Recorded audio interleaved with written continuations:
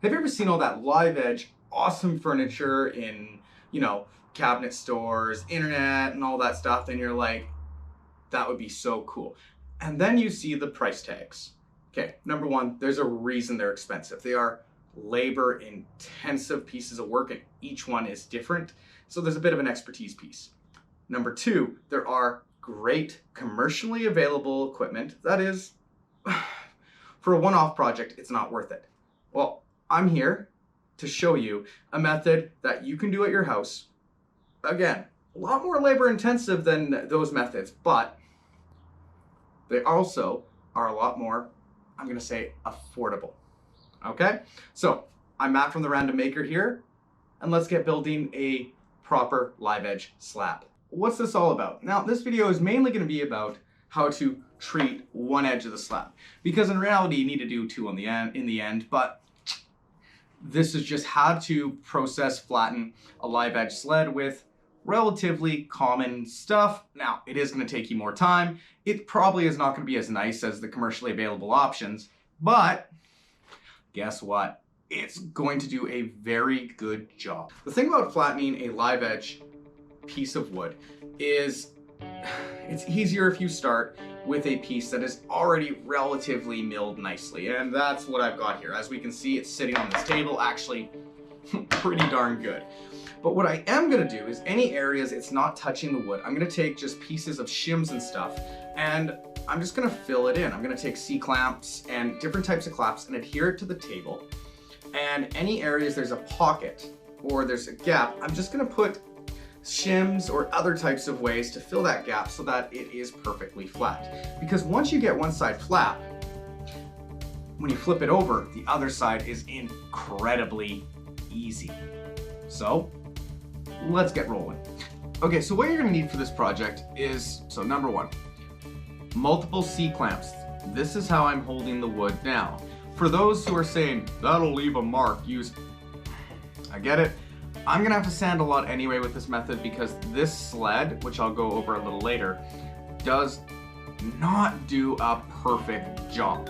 As I kind of said at the start, the commercially available options make a perfect flat. This method is for people who are doing it as a one-off or not all the time project.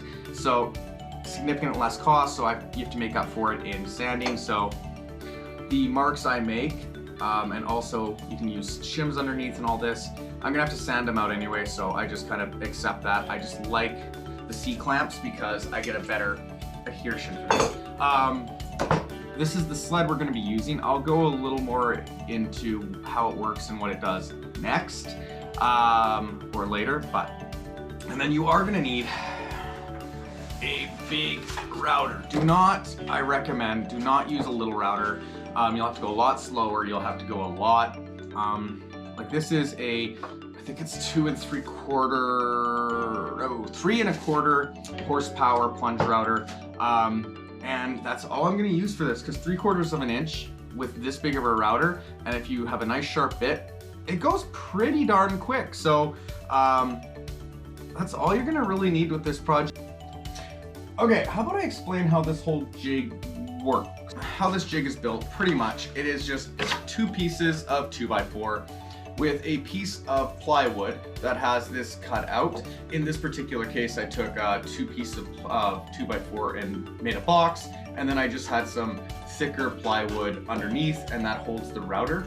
And as you see, we have a cavity, and the router stays perfectly in this box. So that's how I built this. This is really easy to build, which is why.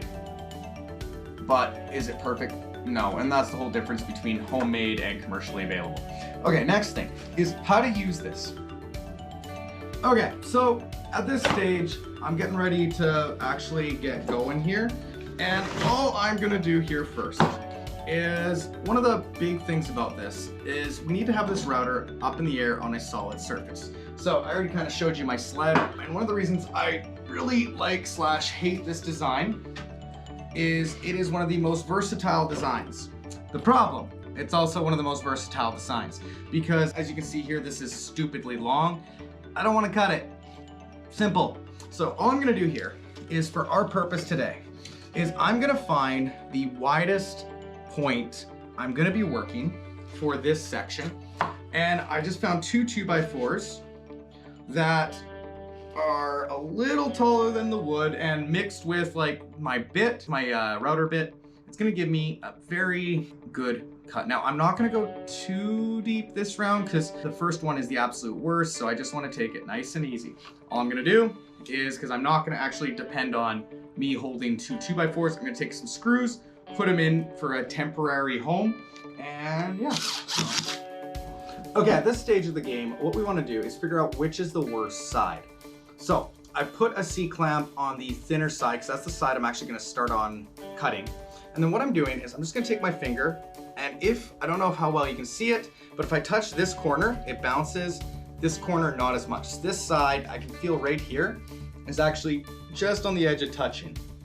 So I'm gonna take a C-clamp, and I'm just gonna adhere this right to the table. And now, you do have to play a game of musical clamps, okay? And the reason I say that is, as you can see, I'm putting this clamp on, and the wood is starting to stick to this table. So, as you can see, if I shake the wood, like I'm shaking this table at this point. Now, keep in mind, I'm doing a lot of force because this is like a solid metal table. I can stand up here and jump, but basically what I don't want is this wood moving even a fraction of an inch, because that's gonna throw the whole thing off. Okay, next part, I'm not gonna go into great detail because there is not enough time in my mind to do it justice, and so all I'm gonna say on the topic is this. Get the biggest flathead router bit you can do. I'm using 3/4 for this project, and make sure you set up the router bit in the tight, proper fashion according to manufacturer's recommendations, and same with your speeds and feeds, because that's a whole topic that could be a whole video. And this is how to use this cheap sled to mill a slab. So I'm gonna move on from there, but make sure router bit in there, nice and solid. And okay, before we actually turn on this lumbering giant here, a couple things to keep in mind is, number one, you're gonna wanna have hearing protections. I'm in here in an enclosed space that the sound's gonna vibrate, and it's gonna be, I don't think loud is a good enough word for me, so make sure you have proper hearing protections. I'm using these over the ear type. You don't necessarily have to use this type. You can use disposables or any other type of hearing protection, but hearing protection, safety glasses, and some people would feel more comfortable with a face shield. And then also keep in mind, this is a ventilated shop. Certain types of wood are not good for your lungs in sawdust form and all that. So please, before you do any of this type of stuff, do your research and make sure, like, if you need a respirator, go ahead.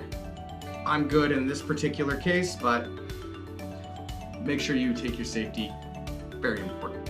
Okay, let's actually get on to the hockey.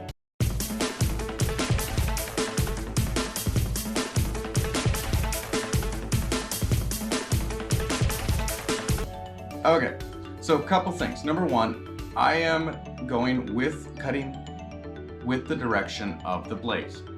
If you don't know what I mean by that, please don't do this.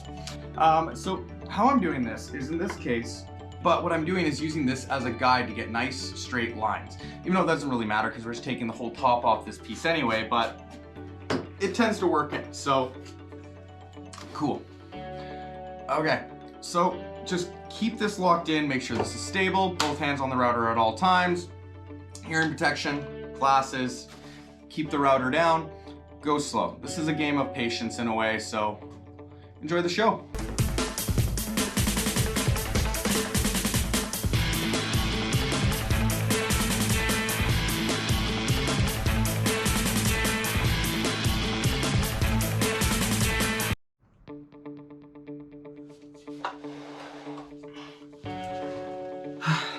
As you can kind of see at this point, we can see the difference really quite significantly. So on this side here, we can see it's quite deep in, and yeah, a couple things to keep in mind. Make sure if you have bark on here that, as you can see, my bark is in pretty good shape. It could fly off.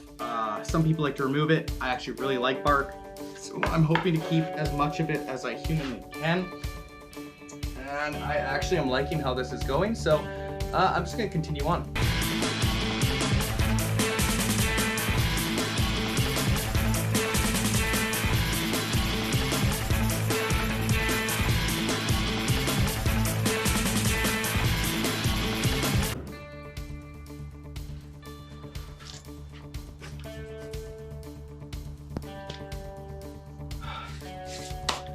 All right, well, let's see some results here.